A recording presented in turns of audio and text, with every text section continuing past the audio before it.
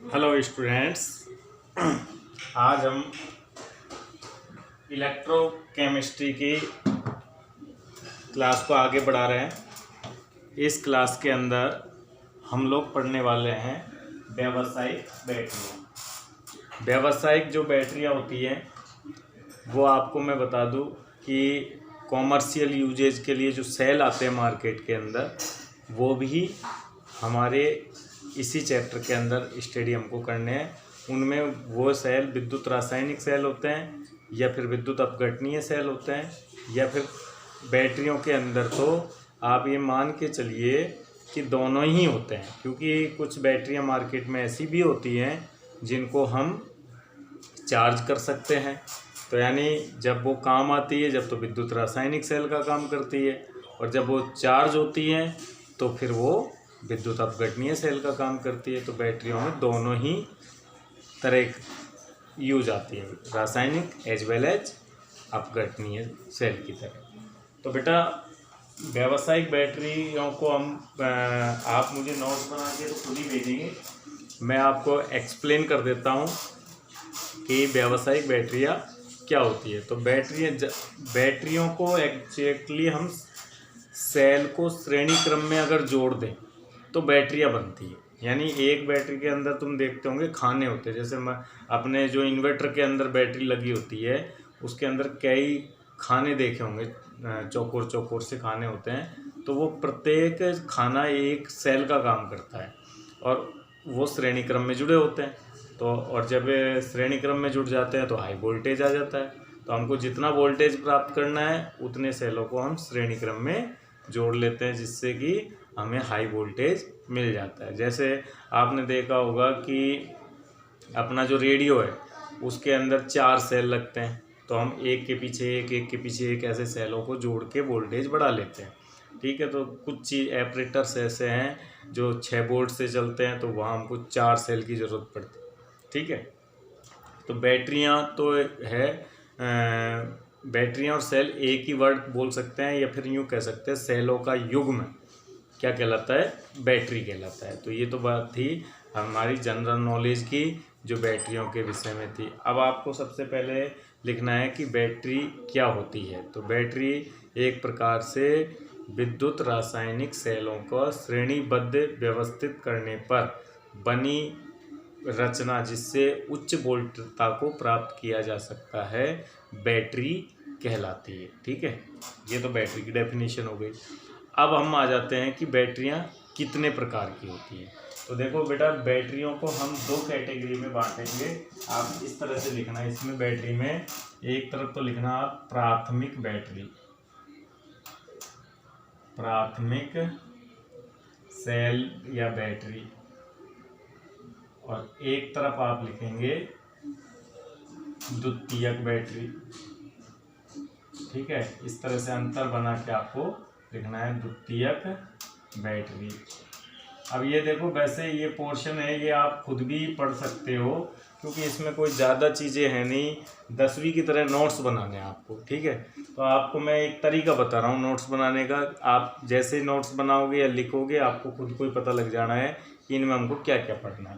तो सबसे पहले प्राथमिक बैटरी की डेफिनेशन क्या होगी बेटा, कि प्राथमिक बैटरियाँ क्या होती हैं। तो कुछ से सेल आपने मार्केट में ऐसे भी देखे होंगे, जो सेल आते हैं मार्केट के अंदर वो इस तरह के होते हैं कि उनको हम एक बार ही काम में लेते हैं, पता है आपको।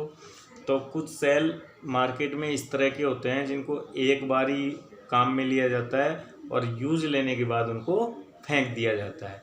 तो यानी प्राथमिक बैटरी की ये डेफिनेशन है कि वे सेल या वे बैटरियाँ जिनमें अभिक्रिया केवल एक तरफ ही चलती है, यानी रासायनिक पदार्थ एक बार जब खर्च हो जाते हैं तो उन्हें पुनः हम चार्ज नहीं कर सकते, और यानी पुनः प्राप्त नहीं कर सकते हैं। तो वे डेफिनेशन में तो ये लिखोगे प्राथमिक बैटरियां वे बैटरियां होती हैं जिन्हें एक बार में ही उपयोग में लाया जा सकता है, पुनः उपयोग नहीं लाया जा सकता है, प्राथमिक सेल या प्राथमिक बैटरी कहलाती हैं। ये तो डेफिनेशन हो गई। इसमें एक लाइन और लिख देना कि इन सेलों में होने वाली अभिक्रिया उत्क्रमणित नहीं की जा सकती है। यानी अभिक्रिया केवल रिएक्टेंट से प्रोडक्ट बनाती है, वापस प्रोडक्ट से रिएक्टेंट नहीं बनते हैं। इसलिए ये सेल में अभिक्रिया केवल एक ही दिशा में चलती है, जिसे उत्क्रमणित नहीं किया जा सकता, अर्थात इसे चार्ज नहीं किया जा सकता है, प्राथमिक सेल कहलाते हैं। तो दो बात हो गई इसके लिए, एक तो इन्हें एक बार ही उपयोग में लाया जा सकता है, और इसमें होने वाली अभिक्रिया केवल अग्र दिशा में आगे की तरफ ही होती है, पुनः उन्हें उत्क्रमणित नहीं किया जा सकता। अब इसके उदाहरण आ जाते हैं। तो उदाहरण में है एक तो शुष्क सेल को लेक्लांसी सेल भी कहते हैं, क्योंकि इसको सबसे पहले लेक्लांसी ने डिस्कवर किया था, इसलिए इसका नाम हो गया शुष्क सेल और लेक्लांसी सेल। ठीक है, ये इसके एग्जाम्पल हो गए। अब आ जाते हैं हम इधर। तो पहली लाइन तो इधर क्या लिखोगे कि वे बैटरियां या वे सेल जिन्हें एक बार उपयोग में लाने के बाद पुनः उपयोग में लाया जा सकता है, द्वितीयक बैटरी कहलाती है। दूसरी लाइन ये हो जाएगी कि इन सेलों में होने वाली अभिक्रिया को उत्क्रमणित किया जा सकता है, अर्थात एक बार क्रियाकारी पदार्थ अगर खर्च हो जाते हैं तो फिर उन्हें चार्ज करके पुनः प्राप्त किया जा सकता है, और फिर पुनः प्राप्त करने के बाद पुनः वो काम में लाई जा सकती है। तो इनमें होने वाली अभिक्रिया उत्क्रमणित की जा सकती है।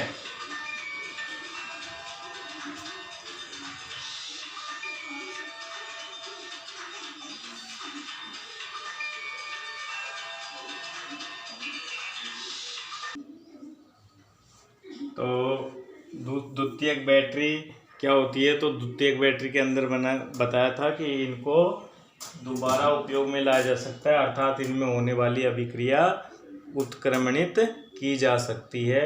ये बैटरी द्वितीयक बैटरी कहलाती है। एक लाइन और इसके उदाहरण में आप लिख लेना, सीसा संचायक बैटरी। सीसा संचायक लेड कैडमियम बैटरी या nickel cadmium cell, nickel CD cell, nickel cadmium cell भी इसके एग्जाम्पल है। सीसा संचायक बैटरी, इसके जो अपने बैटरी आती है ना गाड़ी में इन्वर्टर में लगी होती है, वो सीसा संचायक बैटरी होती है। तो वो कौन से उदाहरण है, यानी जिनको भी हम चार्ज कर सकते हैं। अब तुम ये है कि इनमें उदाहरण वो मत लिखना कि जो निप्पो, एवररेडी ये लिख दो, वो इनके कंपनियों के नाम है। हम शुष्क सेल की कैटेगरी में आते हैं, वो एवररेडी जिनको चार्ज नहीं कर सकते, और सीसा संचायक में बड़ी बैटरी आ जाती है इस कैटेगरी में। तो ये एग्जाम्पल आपको लिखने हैं। तो ये टेबल आप बना लोगे। टेबल के बाद अब हम एक एक सेल की कार्य प्रणाली को समझते हैं। तो इसके अंदर अब आपको ये तो टेबल बनानी है, टेबल बना के मुझे भेजेंगे आप लोग। फिर उसके बाद अब मैं आपको बता दूं कि आपको शुष्क सेल की कार्य प्रणाली हम पढ़ लेते हैं कि शुष्क सेल या लेक्लांसी सेल, शुष्क सेल को सबसे पहले खोजकर्ता कौन है इसका? तो खोजकर्ता है इसका लेक्लांसी।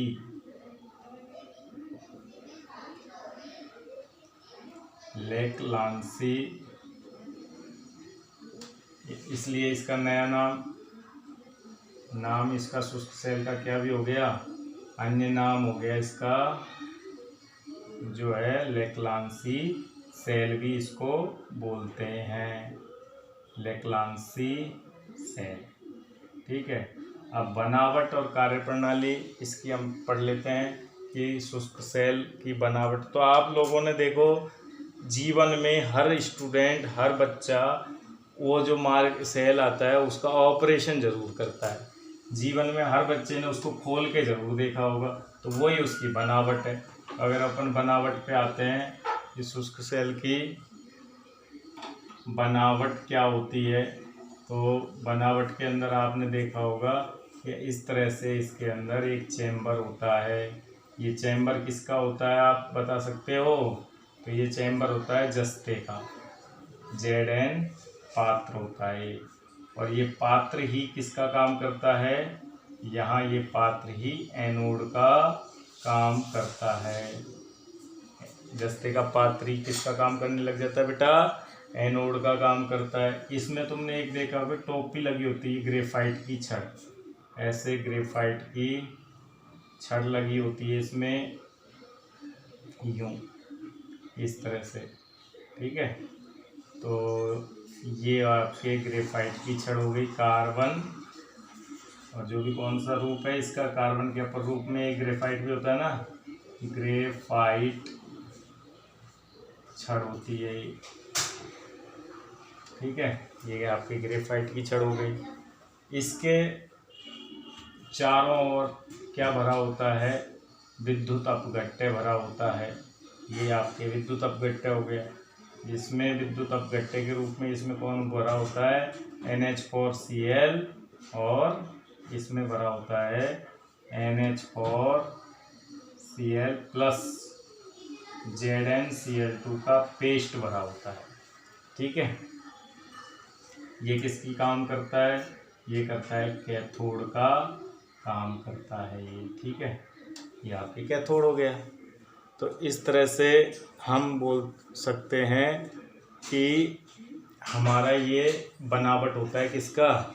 शुष्क सेल या लेक्लांसी सेल का बनावट होता है, जिसमें जिंक का पात्र एनोड का काम करता है, ग्रेफाइट की छड़ कैथोड का काम करती है, विद्युत अपघट्य के रूप में NH4Cl व ZnCl2 का पेस्ट भरा होता है। आप इसकी बनावट का ये वर्णन लिख भी सकते हो जो आपको दिखाई दे रहा है। बाकी इन सब से कोई मतलब नहीं है आपको तो कार्य प्रणाली से मतलब है कि इस सेल के अंदर कैसे एक अभिक्रिया, रेडॉक्स अभिक्रिया होती है और जिसके रासायनिक ऊर्जा विद्युत ऊर्जा में रूपांतरित हो जाती है, उसको समझना है आपको। तो ये बनावट हो गई। इस बनावट का आप वर्णन भी कर सकते हैं। अब मैं आपको बता देता हूँ कि इसकी कार्य प्रणाली क्या होती है।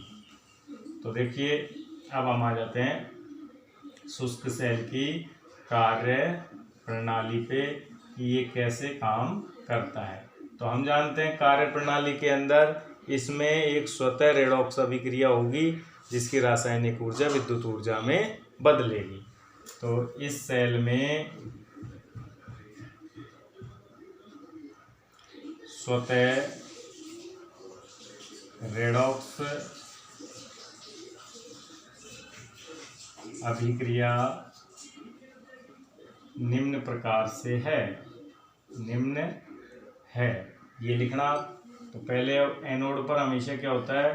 तो एनोड पर ऑक्सीकरण अभिक्रिया होती है। तो एनोड पर तो कौन सी अभिक्रिया लिखोगे आप?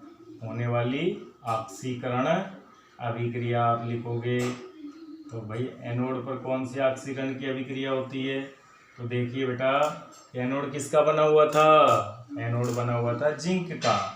तो Zn जो पात्र है, यानी ये जिंक का जो पात्र है, पात्र के कुछ परमाणु क्या करते हैं? अपने इलेक्ट्रॉनों को, इसीलिए तुमने देखा होगा जो शुष्क सेल है ना, जब खराब हो जाता है तो वो खराब सेल गल जाता है, क्योंकि उसमें क्रिया कौन कर रहा है? वो पात्र ही कर रहा है। तो पात्र धीरे धीरे छर जाता है, गल जाता है, कम हो जाता है, पुराने सेल में खा जाता है उस पात्र को ही, और यहाँ 2 इलेक्ट्रॉन निकल जाते हैं। तो ये क्रिया कहाँ, समीकरण एक नाम दे दूँ, ये क्रिया कहाँ होती है बेटा? ये एनोड पर ऑक्सीकरण की क्रिया हो जाती है। अब हम जानते हैं ग्रेफाइट एक अक्रिय इलेक्ट्रोड है, यानी वो केवल अभिक्रिया स्थल प्रदान कर रहा है, खुद क्रिया में भाग नहीं ले रहा है। तो ग्रेफाइट कैथोड हमारा कौन है? तो कैथोड हमारा ग्रेफाइट का है, लेकिन कैथोड पर अपचयन क्रिया होगी। हमेशा कैथोड पर अपचयन क्रिया ही होती है, अपचयन अभिक्रिया। तो कैथोड पर अपचयन अभिक्रिया किसकी होती है? तो कैथोड तो कार्बन का है, तो कार्बन तो क्रिया में भाग लेता नहीं है, तो अपचयन होता है वास्तव में जो MnO2। मैंने आपको बताया होगा कि NH कार्बन ग्रेफाइट की छड़ के चारों ओर MnO2 नहीं बताया क्या? उसमें MnO2 भी भरा होता है। वहाँ आप ये लिखोगे कि चारों ओर लिपटा होता है MnO2। तो वास्तव में यहाँ कैथोड पर MnO2 का अपचयन होता है। MnO2 किसकी प्रेजेंसी में? NH4 प्लस की प्रेजेंसी में एक इलेक्ट्रॉन ग्रहण करता है और अपचयित होके क्या देता है? अब ये 2 ऑक्सीजन है। Mn की यहाँ कौन सी ऑक्सीकरण अवस्था है? अगर आप निकालोगे तो Mn की यहाँ 4 ऑक्सीकरण अवस्था है, और 4 ऑक्सीकरण अवस्था में अब MnO और ये एक ऑक्सीजन के साथ यहाँ से H+ निकल के यहाँ आ जाता है। ठीक है, तो इसमें हाइड्रोजन का जुड़ना भी तो अपचयन है, तो एक ऑक्सीजन OH में बदल जाती है इस तरह से। अब देखो आप Mn का ऑक्सीकरण अंक निकालो X मान के, तो अब कितना आएगा? अब 3 आएगा। तो यहाँ Mn अपनी 4th ऑक्सीकरण अवस्था से 3 ऑक्सीकरण अवस्था में अपचयित हो जाता है। तो यहाँ से जो H निकला है, ये इलेक्ट्रॉन इसने ऑक्सीजन हाइड्रोजन ने ग्रहण करके इससे जुड़ गया, और साथ में निकल कौन जाती है? अमोनिया। तो इसका भी एक बहुत बड़ा रोल है कि इसमें अमोनिया निकलती है। तो अब कैथोड की अभिक्रिया के बारे में अगर हम थोड़ा सा लिखें तो हम इसमें ये भी लिख लेना आप कि कैथोड पर पहली जानकारी तो क्या है? कैथोड पर Mn+4 से Mn+3 में अपचयित हो जाता है। एक तो ये लिख लेना, एक लाइन तो। और कैथोड पर NH3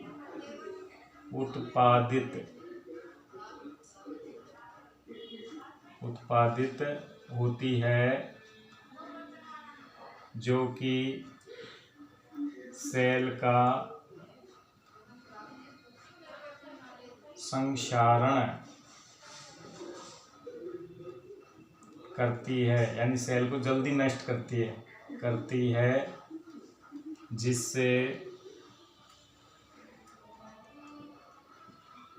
सेल की आयु, यानी सेल कम दिनों तक काम करता है, आयु कम हो जाती है, यानी अगर आप उसको काम में नहीं भी लोगे ना तो भी सेल अगर तो आप काम में नहीं भी ले रहे हो तो संक्षारित होकर खराब हो जाएगा। इसलिए सेलों को बहुत लंबे समय तक के अगर सेल है तो वो तो पड़े ही खराब हो जाते हैं। क्यों हो जाते हैं? क्योंकि ये अमोनिया, ये क्रिया तो अब स्वतः ही होती है, अपने आप होंगी। अगर आप काम में ले रहे हो तो भी होगी, नहीं भी ले रहे हो तो भी होगी, तो अमोनिया तो उत्पादित होगी ना, और अमोनिया उत्पादित होगी तो सेल का संक्षारण होगा, और संक्षारण होगा तो सेल की आयु कम हो जाएगी। इसकी रोकथाम के लिए आजकल कंपनियां क्या कर रही है, जो ZnCl2 भरा है ना, मैंने आपको बताया था कि जब कैथोड के चारों ओर विद्युत अपघट्य के अंदर NH4Cl और ZnCl2 का पेस्ट भरते हैं, तो ये ZnCl2 क्यों भरते हैं? कोई यूँ पूछ ले तो बस ZnCl2 भरने का रीज़न ये है, जो कैथोड पर उत्पन्न सेल को संक्षारण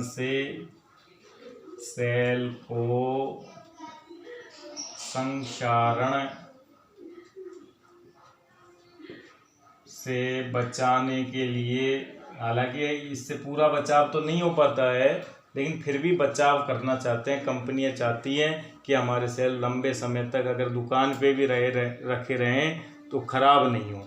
तो संक्षारण से बचाने के लिए ZnCl2 का पेस्ट भी भरा जाता है। इससे क्या होगा, कैसे बचाएगा ये, तो उसकी अभिक्रिया लिखा देता हूँ मैं आपको कि भाई ZnCl2 का पेस्ट हमें कैसे बचाएगा। तो कैथोड पर खतरनाक कौन थी? खतरनाक थी NH3। तो ZnCl2 इस उत्पन्न होने वाली ZnCl2 इस उत्पन्न होने वाली अमोनिया से क्रिया करेगा और एक संकुल यौगिक बनाएगा। कौन सा संकुल यौगिक बना लेता है? ZnNH3 का होल 4 और Cl2, ये संकुल यौगिक। यानी यहाँ कितने अणु काम आए? ये। अब यानी किस अमोनिया को किसने लपेट लिया? Zn ने लपेट लिया। संकुल यौगिक की ये विशेषता होती है कि वो अमोनिया को रिलीज नहीं करता है, अपने से बांध लेता है। तो संकुल यौगिक बनने की वजह से अमोनिया अब सेल को संक्षारित नहीं कर पाएगी। तो ये ZnCl2 की भूमिका हो गई कि भाई ZnCl2 मिलाने का सेल में क्या फ़ायदा है। अब आपको क्लियर हो गया। अब एक चीज़ और पूछते हैं कि शुष्क सेल की बनावट आपके समझ में आ गई, कार्य प्रणाली आपकी समझ में आ गई, कैथोड पर कौन सी अभिक्रिया होती है, एनोड पर कौन सी अभिक्रिया होती है, यही पूछ लेंगे कि शुष्क सेल में होने वाली अभी कैथोड और एनोड पर होने वाली अभिक्रियाओं की समीकरण दीजिए, तो आप समीकरण दे देना। ये पूछ लेंगे शुष्क सेल के अंदर उत्पादित अमोनिया को हटाने के लिए क्या मिलाते हैं? तो ZnCl2 मिलाते हैं। अमोनिया नहीं हटाए तो क्या होगा? सेल संक्षारित हो जाएगा। और एक चीज़ और पूछते हैं, सेल का वोल्टेज। तो शुष्क सेल का विभव, तो शुष्क सेल का जो विभव होता है वो भी आप याद रखना, सबको पता भी है, 1.5 वोल्ट का होता है एक सेल। तो ये तो आपके हो गया शुष्क सेल। और इसी पर बेस्ड है एक मरकरी सेल।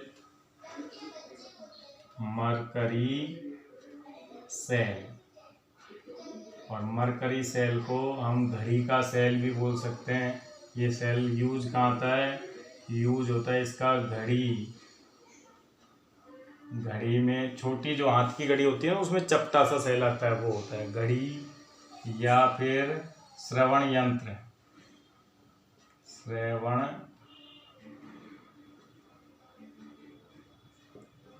के अंदर भी ये सेल काम में लिया जाता है।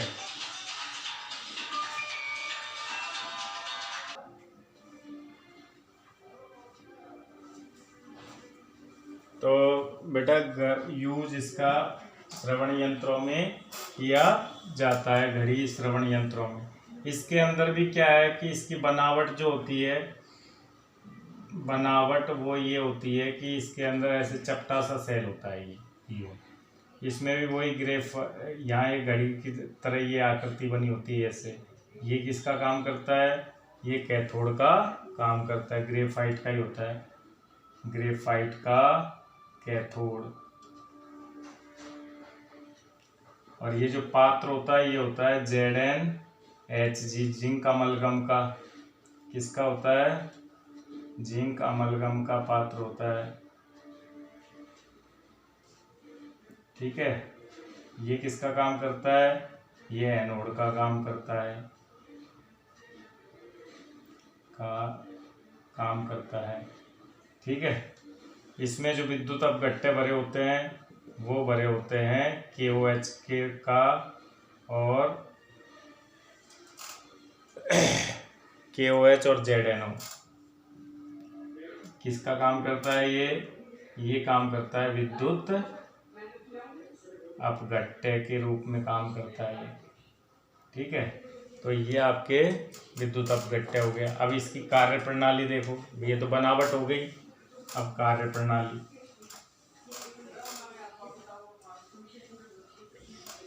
तो कार्य प्रणाली ले लेते हैं। कार्य प्रणाली तो सबसे पहले वही एनोड अभिक्रिया। तो इस पे एनोड अभिक्रिया में क्या होता है? ZnHg, जिंक अमलगम का Hg तो अक्रिय है, तो यहाँ वही Zn क्षारीय माध्यम में, यानी KOH है ना, तो क्षारीय माध्यम में 2KOH से अभिक्रिया करके क्या बनाता है? ZnO plus. हम जानते हैं कि एक और यहाँ आ गया तो हाइड्रोजन है, तो H2O बन जाएगा, प्लस 2 इलेक्ट्रॉन यहाँ निकल जाते हैं। तो ये तो हो गई एनोड की अभिक्रिया। अब कैथोड की अभिक्रिया क्या रहती है? तो कैथोड की अभिक्रिया ये रहती है, कैथोड होता है HgO का, ग्रेफाइट पर HgO लिपटा होता है, HgO का बना होता है। तो ये H2O से क्रिया करता है लिक्विड से जो यहाँ बना है, और क्या बना देता है? वापस Hg धातु बना देता है, जो Hg धातु बन जाएगी और साथ में 2OH बना देता है। तो देखो 2OH जो हमारे 2 इलेक्ट्रॉन ग्रहण भी करता है, ठीक है, ये त्यागे। तो इस अभिक्रिया में, नेट अभिक्रिया में क्या हुआ? नेट अभिक्रिया में देखो इलेक्ट्रॉन जो इस पे बने वो यहाँ काम आ गए, और जो इस पे बना वो यहाँ काम आ गया। तो Zn Hg plus HgO is equal to Hg plus ZnO। ये अभिक्रिया रही ना। तो इसका मतलब ये है कि इस सेल के अंदर कोई भी पदार्थ की हमको रिक्वायरमेंट नहीं है, क्योंकि जो एनोड पे बन रहा है वो कैथोड पे यूज हो रहा है, और कैथोड पे बन रहा है वो एनोड पे यूज हो रहा है। तो ये सेल अपनी पूर्ण समय अवधि के अंदर 1.35 वोल्टेज का वोल्ट पूरी अवधि में निकालता रहता है, यानी समय के साथ इसका वोल्टेज डाउन नहीं होता है, पूरे कार्य अवधि में निश्चित वोल्टेज निकालता है, इसीलिए घड़ी एकदम से रुकती है, ठीक है, पूरा एकदम से खर्च होता है। ये धीरे धीरे समय के साथ इसमें कोई परिवर्तन नहीं होता। उसका रीज़न है क्योंकि इलेक्ट्रोड पर काम आने वाली स्पीशीज हमें पुनः प्राप्त हो जाती है। तो वैसे आज मैंने आपको प्राथमिक सेल 2 थे अपने सिलेबस में, दोनों कंप्लीट करा दिए हैं। कल मैं द्वितीयक सेल की कार्यप्रणाली और बता दूंगा।